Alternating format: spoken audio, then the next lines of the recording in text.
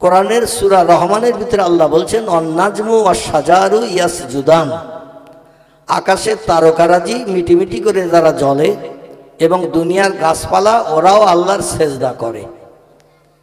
তাহলে এখানেই বোঝা যায় যে সৃষ্টি জগৎ যা কিছু আছে সবাই আল্লাহর নামে তসবিহ পড়ে নাকি? সৃষ্টি জগৎ যা কিছু আছে কোরআনের দুটি আয়াতের মাধ্যম দিয়ে আমরা বুঝলাম যে আমরা মানুষ শুধু নই, বরং সৃষ্টি জগৎ যা কিছু আছে লাহু মাহফিস সামাওয়াতি ওয়া মাহফিল আরদ, জমিন এবং আসমানে যা কিছু আছে সব কার নামের তসবিহ পড়ে? আল্লাহর নামের তসবিহ পড়ে। কেবল আমরা সৃষ্টির শ্রেষ্ঠ হওয়ার কারণে আমরা উচ্চরবে আওয়াজ তুলি, মেম্বার জিন্দাবাদ, প্রধান জিন্দাবাদ, এমএলএ জিন্দাবাদ, এমপি জিন্দাবাদ, লাভ এক কাপ চা, হাফ পিস রুটি কিংবা দুখানা বিস্কুট। যখন কেউ স্লোগান দিতে যায় ইলেকশনের সময় একেবারে কিছু না খাইয়ে ছাড়ে, কথা বলতে হবে, কিছু না খাইয়ে ছাড়ে, কারণ ওরা আমার নামে স্লোগান দিতে যাচ্ছে। বাড়ির মেয়েরা যারা লাইনে আসেনি, রাস্তায় বেরোয়নি, তারাও যাতে আমার নামটা শুনতে পায়, এই জন্য স্লোগানের আওয়াজ কোনো নেতার নামে তোলা হয়। আর নেতার নামে ভোটটার দিন যে অন্তত ভোট দেয়। তো আমরা দুনিয়ায় নেতাদের ভোট দেই এই জন্য, ফ্রির মাল, জিয়ারের মাল, এ লোন সে লোন, ঘর লোন, অমুক লোন তমুক লোন। আচ্ছা, এই লোন নিয়ে কতদিন আমরা উপভোগ করব? যা কিছু দিল এগুলো উপভোগ করব কতদিন? বেঁচে আসি যতদিন, ঠিক কি না? দুনিয়া হলো তুচ্ছ কিছু সময়ের জন্য জিন্দেগি, তুচ্ছ জিন্দেগির একটা সীমিত সময়। আর পরকাল হলো লম্বা জিন্দেগির সময়, যেখানে শেষ নেই। মুস্তাকাররু ওয়া মুস্তাআদা, আল্লাহ কোরআনে বলছেন দুনিয়া হলো ক্ষণস্থায়ী, কিছুদিনের জন্য অবস্থান, মুস্তাআদা, এবং পরকাল হলো লম্বা জিন্দেগির অবস্থান, যেখানে মরণ নাই, প্রস্থান নাই, কোনো জায়গায় যাওয়ারও দরকার নাই। তাহলে সেই জায়গায় যেতে গেলে আল্লাহর নামের আওয়াজ একটু প্রধানের আওয়াজের মতো দিতে হবে না একটু বেশি দিতে হবে? বেশি দিতে হবে। কিন্তু আমি তো আওয়াজ বেশি পেলাম না, রাস্তার স্লোগানের থেকেও আওয়াজ কম হলো, ঠিক কি না?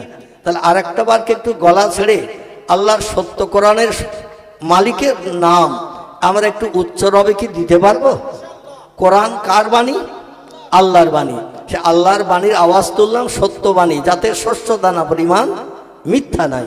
সেই সত্যবাণীর আওয়াজ আমাদের তোলার জন্য যে আল্লাহ আমাদের কণ্ঠ দিয়েছেন, আল্লাহ আমাদের পা দিয়েছেন বাড়ি থেকে হেঁটে আসার জন্য, আল্লাহ আমাদের হাত দিয়েছেন জামা কাপড় গায়ে দেওয়ার জন্য। আচ্ছা, জামা কাপড় যদি আমরা হাত না থাকতো তো গরু ছাগলের মতো শীতের রাতে আমাদের ঠান্ডার প্রকোপে কাঁপতে হতো না? হতো না? এ হাত দেওয়ার কারণে লুঙ্গি পায়জামাও পরতে পারি, জামা কাপড় পরিধান করতে পারি, মাথায় মাফলারও দিতে পারি, হনুমান টুপিও মাথায় দিতে পারি। হাত দুটো যদি না থাকতো দেওয়া যেত? তো যে আল্লাহ দয়া করে খুশি করে আমাদের সর্বাঙ্গ সুন্দর করেছেন সব বেশভূষা পোশাক পরিচ্ছদ পরার জন্য, সে আল্লাহর নামের আওয়াজ আর একটাবার একটু উচ্চ রবে দেওয়া যাবে। তবে আওয়াজটা এমন দেবেন এখন যেন রাত 8টা, কটা বললাম? বেজেস কটা? 10টা বাজে। তো এখন 2 ঘন্টার আগের আওয়াজ দিতে হবে, মানে 10টার পরের আওয়াজ দিলে হবে না, 10টার আগের অন্তত 2 ঘন্টা আগের আওয়াজ দেন, তাহলে 1-1 ঘন্টা আমি কিছু বক্তব্য আপনাদের কাছে রাখতে পারবো।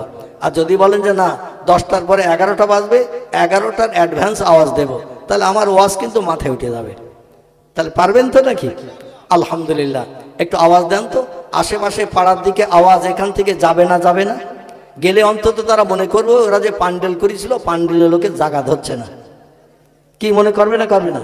আওয়াজ জোর হলে লোক বেশি না কম এটা মানুষ দেখতে আসবে, শুধু আওয়াজ শুনে বসবে। ওখানকার যে পান্ডেল করেছে পান্ডেল লোকে জাগা হচ্ছে না, কারণ এই যে আওয়াজ শুনছি তাতে বোঝা যাচ্ছে পান্ডেল খুলিয়ে দিয়েছে। সকালে খবর নেবে, তারপর বসবে যে পান্ডেল খুলিনি। যারা ছিল তারা 3 ডবল মানুষ হয়ে আওয়াজ দিয়েছে। ক ডবল? 3 ডবল। সেইভাবে এই বাচ্চা ছেলেরা তোমরা যেন ফাঁকি দিও না, তোমাদের আওয়াজে চাচা দাদাদের গলা একটু ছাড়বে। আর তোমরা যদি লো ভোল্টেজ দাও চাচা দাদারা কিন্তু ওই সাবু খাবে। কি খাবে? সাবু খাওয়ার মতন আওয়াজ দেবে। সাবু কখন খায়? জ্বর হলে। আচ্ছা, জ্বর হলে মানুষের কথার আওয়াজ বাড়ে না কমে? কমে। অন্তত সাবু খাওয়ার মতো আওয়াজ দিলে হবে না। যে আল্লাহ সৃষ্টি শ্রেষ্ঠ করেছেন, লাকাদ খলাকনাল ইনসানা ফি আহসানে তাকবীম। আল্লাহ সূরা 3 বলছেন, যত সৃষ্টি চোখে দেখতে পাচ্ছ, যত সৃষ্টি চোখে দেখতে পাও না, সমস্ত সৃষ্টির ভিতরে মানুষকে আমি সেরা করে, সৃষ্টি শ্রেষ্ঠ করে বানিয়েছি। চিল্লাই বলুন একটু সুবহান। আর একটু জোরে বলা যাবে না? নারায়ে তাকবীর, নারায়ে তাকবীর। মাঝের পাড়ার মহান সবরে সানির জলসা, মাঝের পাড়ার মহান সবরে সানির জলসা। নারায়ে তাকবীর। যুব কমিটি, যুব কমিটি, শ্রোতা মণ্ডলী, নারায়ে তাকবীর। আলহামদুলিল্লাহ। আওয়াজে বোঝা গেল কিছু সময় চলবে নাকি? আর যদি ঘুম ঢোল ভাব পাতাম তাহলে কিন্তু কিছু সময় চলার মতো পরিস্থিতি থাকতো না। আমি আজকের আবার গাড়ি নিয়ে আসিনি, মোটর সাইকেলে যেতে হবে, সেদিকেও একটু চিন্তা ছিল। যত রাত বাড়বে ঠান্ডার প্রকোপে মানে কাবু হয়ে যেতে হবে বাড়ি, মানে গাড়ি চললে তো ঠান্ডা হাওয়া লাগবে। যাই হোক, বাড়ি থেকে জোয়ার নামাজ পড়ি আর বাড়ি যাইনি। বললাম বাড়ি যাব আবার আসবো, একেবারে থেকে যাই, জলসা করে বাড়ি যাব। আচ্ছা, কে এত ঝামেলা করতে রাত দুপুরবেলা? আমি ওয়াজ শোনালাম, মানে ফোন ধরি যে মিলাদ শোন, কিন্তু তারপরও আবার বারবার 3বার আমি টিপলাম, ওয়াজ শুনছি, কিন্তু যে আমার এখন কথা বলার সময় নেই। এই জন্য কেউ ফোন করলে আমি এই মোবাইল বন্ধ করে তার সঙ্গে কথা বলি না, ফোনটা ধরিয়ে দেই, মিলাদ শোন। তারপরে যখন ঘুমবি তখন ঘুমবি। এই জন্য 3বারে আমি সুইচ অন করে মিলাদ শুনেছি, ও তারপরও 3বার ফোন করেছে। যাই হোক, যা হয় হোক, এখন ওর সঙ্গে কথা বলার সময় নেই।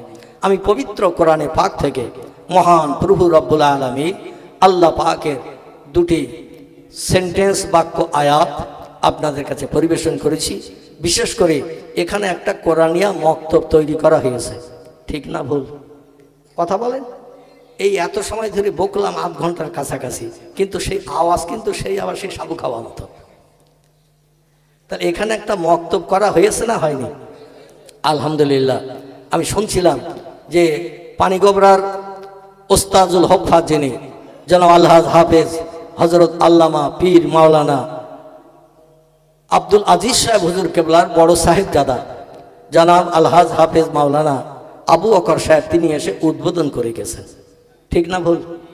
তিনি এসে উদ্বোধন করে গেছেন। সে মক্তবটা মোটামুটি এখন চলছে না বন্ধ? চলছে। আমি চাইছি মক্তবটা আরো ভালো উন্নতভাবে চলুক। এটা আপনারা চান না? চান না কি? চান তো নাকি? অনেকে দ্বিধাদ্বন্দ্ব বোধ করে, দ্বিধাদ্বন্দ্ব বোধ মনে করে অনেকে ছেলে দিচ্ছে, অনেকে ছেলে দিচ্ছে না। এমনও কানাঘুষ আমার কানা আমি একটু শুনলাম, মানে সে দুপুরের পরে দুটো খেয়ে দিয়ে এসেছি, আর এই রাত 9:30 10টা পর্যন্ত আসি। তো অনেকের সঙ্গে একটু কথাবার্তা হচ্ছে, তাতে মোটামুটি আমি যেটা অনুধাবন করলাম, বুঝলাম যে মক্তব হয়েছে বটে, তবে মক্তব ঠিক সকলে সুমত দিয়ে পরিচালনা করছেন না। আচ্ছা, কথাটা ঠিক বললাম না ভুল বললাম? সবাই যেন খুশি মনে, এক এক করে চিত্রে, এক মনোনিবেশ সহকারে মক্তবে যেন ভালো ছেলে বা মেয়ে দিতে চাচ্ছেন না। কি যে আপনাদের মনের মনোভাব, সেটা আমি তো মনের ভেতরে ঢুকতে পারবো না। প্রকাশ করলে তথ্যটা জানা যাবে, বোঝা যাবে। যাই হোক, আমি প্রকাশ কেউ করেননি, আর আমার শোনারও প্রয়োজন দরকার হয়নি। তবে আমি বলতে চাইব, আল্লাহর কোরআন তিলাওয়াতের জন্য যখন মক্তব তৈরি হয়ে গেছে, এই পাড়া প্রতিবাসী সকলের ছেলে মেয়েকে কোরআনি শিক্ষা দেওয়ার দরকার আছে না নাই? যদি পাড়ার মানুষেরা মক্তব হওয়ার পরে ছেলে মেয়ে না দেয়, কোরআন হাসরের মাঠে আপনার এবং আপনার স্ত্রী বা আপনার আপনজন যারা আছে, বাচ্চাদের গার্জেন, তাদের হাসরের মাঠে পাকড়াও করবে না? করবে না? ধরবে না? ধরবে না? যে আমি কোরআন আমার তেলাওয়াতের জন্য অর্থ খরচ করে জায়গা দিয়ে মক্তব বানানো হলো, কিন্তু আমি কোরআন আমার তেলাওয়াত করতে তোমার ছেলে মেয়েদের দাও নাই। আমরা অপরাধী হব না? হব না? অপরাধী হব। এখন ছেলে মেয়েদের কোরআনের তালিম দিলে লাভ না লস? লাভ, লাভ। আচ্ছা, কি লাভ? একটু তথ্য দেব না থাকবে? তথ্য দিলে মনটা একটু নরম হবে না? হবে না? নরম হবে। বিসমিল্লাহির রহমানির রহিম। তুলিজুল লাইলা ফিন নাহারি ওয়া তুলিজুন নাহারা ফিল লাইল ওয়া তুখরিজুল হাইয়া মিনাল মাইয়্যিতি ওয়া তুখরিজুল মাইয়্যিতা মিনাল হাইয়্যি ওয়া তারযুকু মান তাশাউ বিগাইরি হিসাব। জোরে বলুন আল্লাহু আকবার। আচ্ছা, বর্তমান বিজ্ঞানীদের শক্তির সঙ্গে আল্লাহর শক্তি বেশি না কম? আচ্ছা, বেশি যদি হয় তাহলে যুবক থাকার দরকার আছে না বুড়ো হলেও হয়? যুবক থাকার দরকার আছে না বুড়ো হলেও বেশি শক্তি থাকে? কথা বলে, যুবক থাকার দরকার আছে। কিন্তু মানুষের বয়স যখন বেশি হয়ে যায়, 50, 60, 70 হয়ে যায়, তখন যুবক থাকে না বুড়ো হয়? বুড়ো হয়ে যায়। আচ্ছা, বুড়ো হয়ে গেলে 20-25 বছর বয়সের যুবকের সঙ্গে বুড়ো লোক কি কুস্তিতে পারবে? কোনো কষ্টের কাজ করতে সমান পারবে? কোনো ভারী বোঝা বইতে পারবে? আচ্ছা, আল্লাহর বয়স অতীতকাল থেকে পর্যন্ত বেশি হয়েছে না কম হয়েছে? কথা বলেন। ভুল হলে আমি আসি, আর আমার ভুল হলে আপনারা আসেন। তবে এতে কাবে নিয়ত করে বসে থাকলে হবে না, কথা বলতে হবে। ভুল হলে আমি আসি, সংশোধনের চেষ্টা করবো ইনশাল্লাহ। আর আমার ভুল হয়ে গেলে টপ করে ধরে দেবেন, আমিও সংশোধন করে নেব। তো এতে কাবে নিয়ত করে বসে থাকলে হবে না, কথার প্রতি উত্তর দিতে হবে। আমি যেমন দিচ্ছি আপনারা তেমন দেবেন। রাজি আছেন তো নাকি? তাই অতীতকালে আল্লাহ ছিল না? ছিল না? ছিল। বর্তমানে আছে না নাই? তাহলে এই অতীতকাল থেকে বর্তমান বয়সটা কম না বেশি? বয়স আল্লাহর বেশি হয়েছে। কিন্তু বেশি হয়েছে বলে আল্লাহ কি বুড়ো হয়ে গেছে আমাদের দাদাদের মতো? আল্লাহ বুড়ো হননি, আলহামদুলিল্লাহ। আল্লাহ বলছেন আল্লাহু হাইয়ুম কাইয়ুম, আমি অতীতে যেমন ছিলাম বর্তমানে তেমন আছি, ভবিষ্যতেও তেমন থাকবো। আমি আল্লাহ পাক বলছি আল্লাহু বাকি, আমি চিরস্থায়ী চিরঞ্জীবী, যেমন আছি তেমন থাকবো, তোমাদের মতো মরবো না। জোরে বলুন একটু সুবহানাল্লাহ। আচ্ছা, আল্লাহ যে এই তত্ত্বগুলো দিলেন মানুষ তো মেনে নিতে পারবে না। আল্লাহ বলেন আমি কেমন ক্ষমতাবান, ইন্নাল্লাহা আলা কুল্লি শাইইন কদির, আমি হলাম সব শক্তির ঊর্ধ্বে। এটা আপনাদের বিশ্বাস হয় না? হয় না? তিনি বলছেন আমি সব শক্তির ঊর্ধ্বে। যত ধরনের শক্তি ক্ষমতা তোমরা অর্জন করো যৌবন বয়সে, আর আমি আল্লাহ বয়স বেশি হয়েছে গেছে বলে আমার বিরুদ্ধে ধারণা করিয়ে আমার শক্তি পাওয়ার কম হয়ে গেছে, এমন ধারণাটা যেন করিও না। আমি আল্লাহ পাক সব শক্তির ঊর্ধ্বে। এটা বিশ্বাস হয় না? হয় না? আল্লাহ বলে তবু তোমরা মনে মনে ধারণা করবে, এ কথাটা বোধহয় ঠিক না। তবু তোমরা মনে মনে ধারণা করবে আল্লাহ সব শক্তির ঊর্ধ্বে বলছে। বয়স বেশি হয়ে গেলে, বৃদ্ধ হয়ে গেলে, বুড়ো হয়ে গেলে শক্তি ক্ষমতা কম হয়ে যায়। আর আল্লাহ বলছেন আমি সব শক্তির ঊর্ধ্বে, সব সময় বিরাজমান আছি এবং থাকবো। এই কথাটা বোধহয় আল্লাহ ঠিক বলে নাই। আল্লাহ বলছেন আমি যে সব শক্তির ঊর্ধ্বে তত্ত্ব দিয়েছি সেটা আমার কোরআনে বাস্তব নমুনাও দিয়ে দিয়েছি। নমুনাগুলো দেখলে তোমরা জানতে বুঝতে পারবে আমি সব শক্তির ঊর্ধ্বে অতীতকালে ছিলাম, বর্তমান কালে আছি, এবং ভবিষ্যতে তোমাদের নাতি নাতকুর যারা পরবর্তী জেনারেশন আসবে তারাও আমার শক্তি ক্ষমতা সব শক্তির ঊর্ধ্বে, ওটাও আগামীতে দেখতে পাবে। বোঝা গেল? তাহলে আল্লাহ নিদর্শন কি দিয়েছেন? কোরআন শরীফ আলগা করি। আল্লাহ কোরআনে বলছেন তুলিজুল লাইলা ফিন নাহার, অতীতকাল থেকে নিয়ে ভবিষ্যৎকাল পর্যন্ত নাতি নাতকুর যারা এখনো আসেনি, ভবিষ্যতে ছেলে মেয়ের বিয়ে হবে, তাদের মিলনের কারণে বংশ নসল তাদের দুনিয়ায় জন্ম নেবে। ওই নাতি নাতকুর যখন আসবে তুমি দাদা তখন থাকবে না, দাদি তখন থাকবে না, মাও হয়তো থাকবে না, বাপ হয়তো থাকবে না। ভবিষ্যৎ জেনারেশনেরা তারাও পর্যন্ত দেখতে পাবে আমি আল্লাহ অতীতে আমার ক্ষমতা যেমন ছিল বর্তমানে এই জেনারেশন সময় যেমন আছে ভবিষ্যতেও তেমন থাকবে। আমি আল্লাহ কোরআনে তত্ত্ব কোট করে দিলাম, কিন্তু কেমন ভাবে বুঝবে তোমরা, এই জন্য কোরআনের তত্ত্ব কোট করে দিয়েছি তুলিজুল লাইলা ফিন নাহার, আমি রাতের পরে দিন বানাই, রাতের বেলা দিন বানাই, দিনের বেলা রাত বানাই। অতীতকালে কোনো বিজ্ঞান, কোনো দর্শন, কোনো ইঞ্জিনিয়ার, কোনো ডাক্তার, কোনো মাস্টার, কোনো ঐতিহাসিক এবং কোনো ব্যক্তি দিনের বেলা রাত করেছে, রাতের বেলা দিন করেছে, এমন নজিরটা কি আজ পর্যন্ত কেউ দেখিয়েছে? কি কেউ দেখিয়েছে? ভবিষ্যতে কি দেখাতে পারবে? আমরা এখনো ভবিষ্যৎকালে যাই নাই, তাই ভবিষ্যৎকালে দেখাতে পারবে না। টপ করে আমরা বলে দিলাম না। এই বললেন না? বলেননি? আমি জিজ্ঞাসা করলাম কেবল ভবিষ্যতে কেউ পারবে, আপনারা বললেন না। আচ্ছা, কিভাবে বললেন? আমার ভাইরা, বিশ্বাস ওটা হলো ইমানের 1 নম্বরের অঙ্গ। ইমান শব্দটি হলো আরবি ভাষা, এর বাংলা অর্থ হলো আল্লাহরে না দেখে বিশ্বাস, এরই নাম হলো ইমান। ইমান। আচ্ছা, আগে ইমান না আগে আমল? আগে নামাজ, আগে রোজা, আগে কোরআন তেলাওয়াত, জিকির আজকার, তাসবিহ তাহলিল, না আগে ঈমান? ঈমান যদি আপনার না থাকে, আমল করে কোনো লাভ হবে না, বেকার পরিশ্রম হবে। এই জন্য না দেখে মালিকের বিশ্বাস করতে হবে। এরই আরবি নাম হলো ঈমান। কি নাম? এর আরবি নাম হলো ঈমান। তার আল্লাহ আছে, আমরা দেখতে পাই না, ওটা আমরা বিশ্বাস করি না। সেই বিশ্বাসের উপরে ভর করে আমরা বলি আল্লাহ ভবিষ্যতেও তিনি থাকবেন এবং সব ক্ষমতার ঊর্ধ্বে তিনি আছেন এবং থাকবেন। এবং যেটা আমরা বর্তমানে পাচ্ছি না, অতীতে কেউ পারেনি, নাতি নাত করেরাও পারবে না, এটাও আমাদের বিশ্বাস কিনা? নাতি নাত করে পারবে না। তার কারণ হলো বর্তমান প্রযুক্তির যুগের একটি তথ্য দেই। এখন যদি দিনের বেলা রাত করতে হয়, রাতের বেলা দিন করতে হয়, তাহলে সূর্যরে তো ওলট পালট করাতে হবে।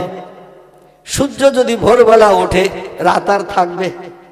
কথা বলে, রাত থাকবে না। আর সন্ধ্যাবেলা যদি ডুবে যায়, দিন আর থাকবে না। তার সূর্যকে নিয়ে হলো ম্যাটার, সূর্যটা হলো বিষয়। সূর্য উঠলে রাত দূর হয়ে যায় শ্রীগালের মতো। দিনের বেলা আলো পেলে শিয়াল আর দেখা যায় রাস্তাঘাটে, কিন্তু সন্ধ্যাবেলা যখন দেখা যায় সেটা আলে কালে।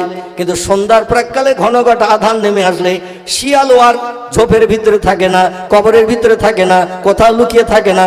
সন্ধ্যার ঘন ঘটা এসে গেলেই আপনার ঘরের সামনে, রাস্তার আশেপাশে, মুরগির ডোবের পাশে ঘোরাঘুরি করে না? কি করে না?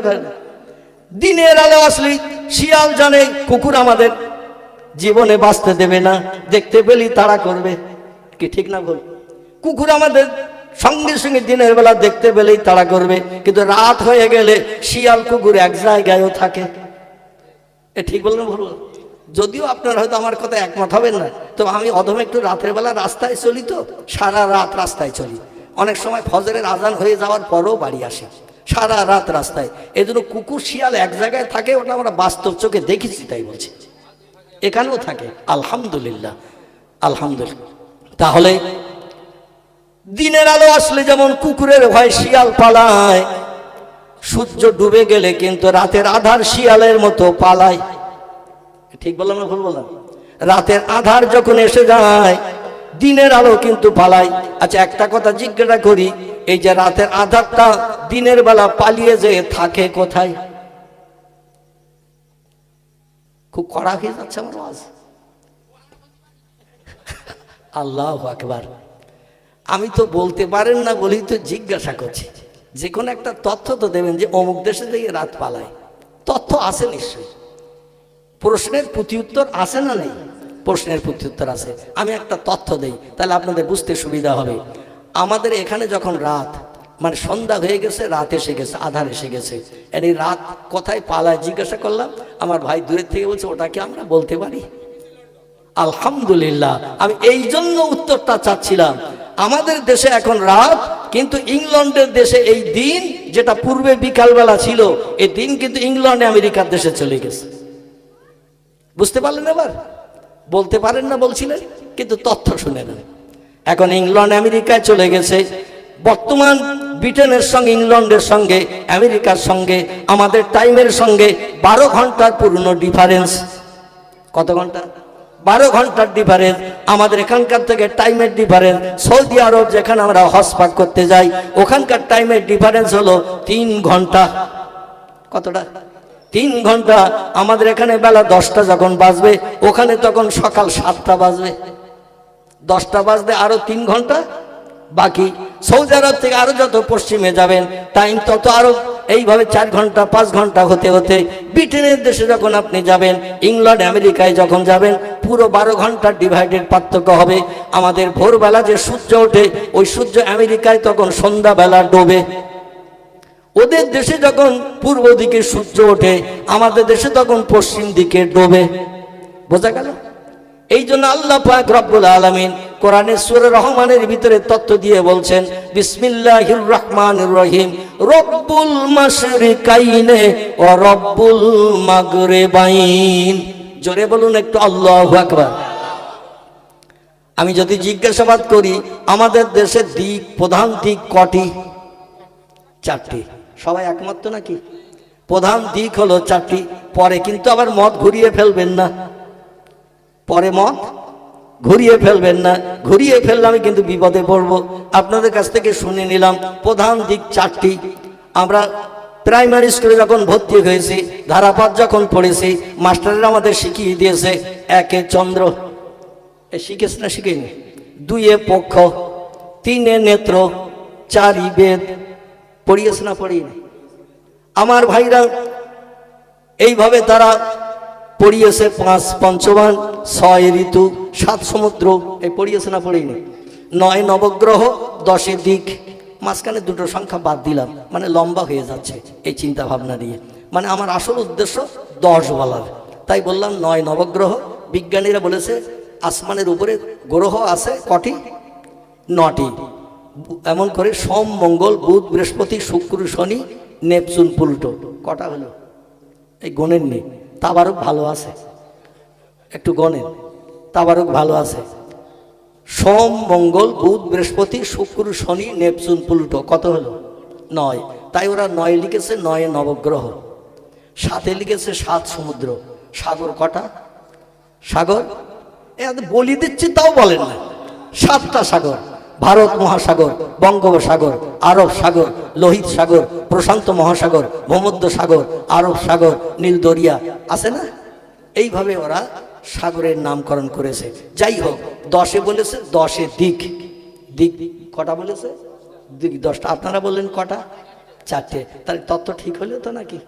তত্ত্ব ঠিক আছে, রাত বেশি হয়ে গেছে তো মগজ একটু ওলট পালট হচ্ছে। আচ্ছা যাই হোক, ওরা 10 দিক বলেছে। তবে 10 দিক আমরা 10টা অবশ্যই জানি। তবে প্রধান দিক হলো 4টি। কটি? প্রধান দিক হলো 4টি। আমি কিন্তু আসল বক্তব্য আপনাদের নিয়ে যাব। একটু ট্রাক্টর দিয়ে নিচ্ছি। ট্রাক্টর বললেন তো, জমিতে যদি ঘাস থাকে, জঙ্গল থাকে, দানা সালালি সারা হবে তো জঙ্গলের ওপরে। আচ্ছা যদি ট্রাক্টর দিয়ে ঘাস জঙ্গলগুলো মেরে নিয়ে বা দানা দেওয়া হয়, চারা হতে অসুবিধা হবে? চারা হতে অসুবিধা হবে না। এই জন্য একটু ট্রাক্টর দেবো, তো খুব বেশি সময় না, অল্প সময় দেব। কারণ আমার আবার এই শীতের রাতে মোটরসাইকেল যেতে হবে, সে চিন্তা মগজে আছে। আমার ভাইরা 10 দিক বলেছে, পূর্ব, পশ্চিম, উত্তর, দক্ষিণ, ঈশান, নৈরত, অগ্নি, বায়ু, ঊর্ধ্ব, অধ। কত হলো? গুনেছেন তো? যারা গুনে তত্ত্ব দেবে তাবার তাদের 2 প্যাকেট করে হবে, আর যারা তত্ত্ব দেবে না শেষ পর্যন্ত তাদের নসিব হয়তো কুলবেও না। তাহলে পূর্ব, পশ্চিম, উত্তর, দক্ষিণ, ঈশান, নৈরত, অগ্নি, বায়ু, ঊর্ধ্ব, অধ। কত হলো? 10টা। ঊর্ধ্ব মানে উপর, অধ মানে নিচে। তাহলে নিচেও একটা দিক আছে, উপরেও একটা আছে।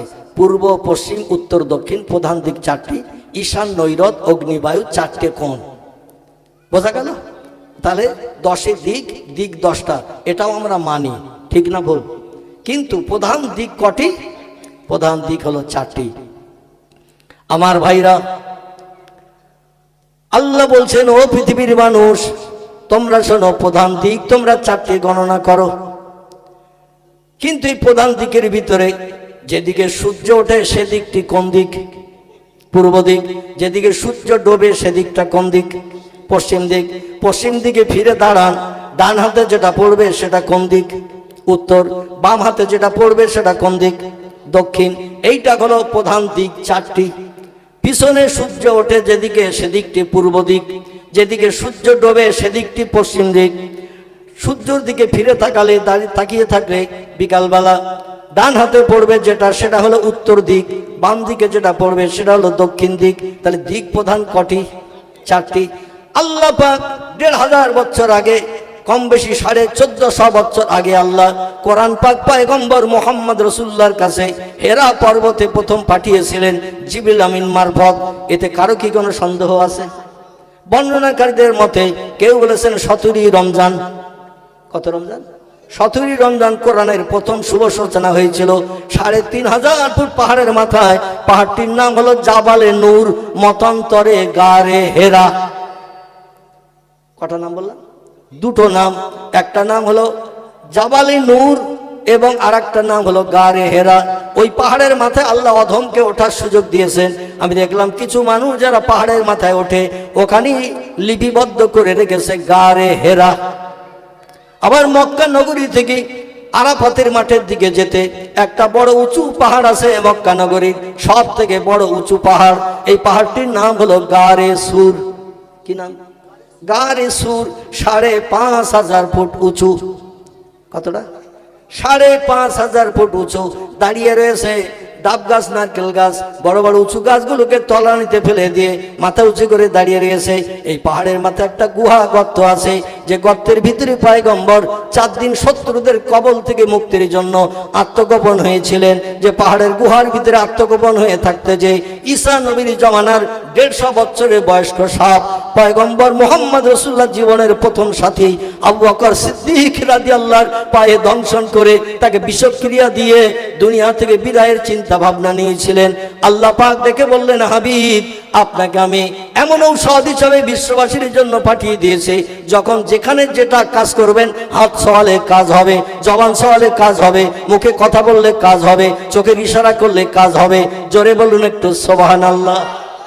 এই পাহাড়ের মাথায় লোক নাই, জন নাই, ঘর নাই, বাড়ি নাই, কেউ নাই।